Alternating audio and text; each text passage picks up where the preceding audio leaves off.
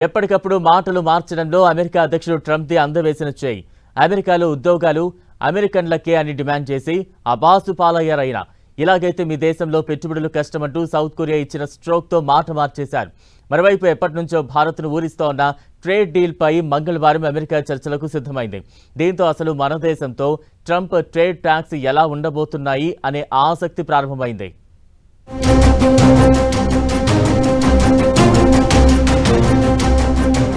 ఎప్పటికప్పుడు మారిపోయే ట్రంప్ స్వరం.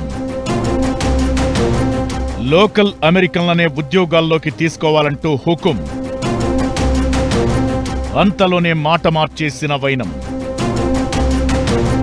అమెరికన్ కంపెనీలతో పాటు ఏ కంపెనీలోనైనా విదేశీ ఉద్యోగులను నియమించుకోవచ్చంటూ తాజాగా మడతెట్టేశారు ట్రంప్. అయితే ఇలా ఆయన స్వరం మారడానికి కారణం కూడా ఉంది. ఇలా ఇతర దేశస్థుల ఉద్యోగాల విషయంలో నిషేధం విధించినట్లు వ్యవహరిస్తే అసలు పెట్టుబడులపై తాము వేరుగా ఆలోచిస్తామంటూ సౌత్ కొరియా వార్నింగ్ ఇచ్చింది.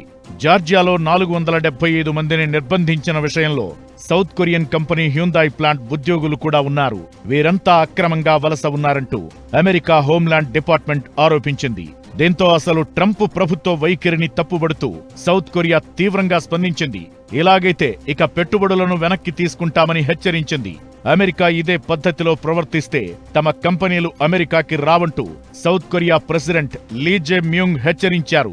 ఈ దెబ్బతో ట్రంప్ దెయ్యం తాత్కాలికంగా దిగినట్లయింది.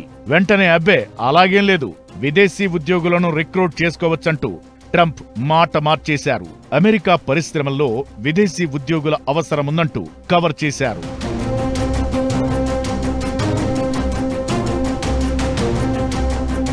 ట్రంప్ ఇదొక్కటే కాదు, హైర్ బిల్ అంటూ టెక్ కంపెనీల్లోని ఇండియన్ ఎంప్లాయీలను టార్గెట్ చేశారు. లోకల్ కంపెనీల్లో అమెరికన్లనే తీసుకోవాలన్నారు. కానీ దానిపైన అమెరికా కంపెనీలే మండిపడుతున్నాయి. తమ ఖర్చు భారీగా పెరుగుతుందని ఆగ్రహించాయి. ఈ కోణంలోనూ ట్రంప్ తన మాటలను వెనక్కి తీసుకోవాల్సొచ్చింది.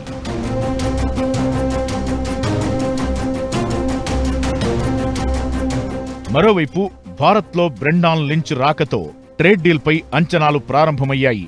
మంగళవారం నాటి చర్చల్లో భారత్ తరపున రాజేష్ అగర్వాల్ పాల్గొనబోతున్నారు. రాజేష్ అగర్వాల్ కామర్స్ డిపార్ట్మెంట్లో స్పెషల్ సెక్రటరీగా వ్యవహరిస్తున్నారు.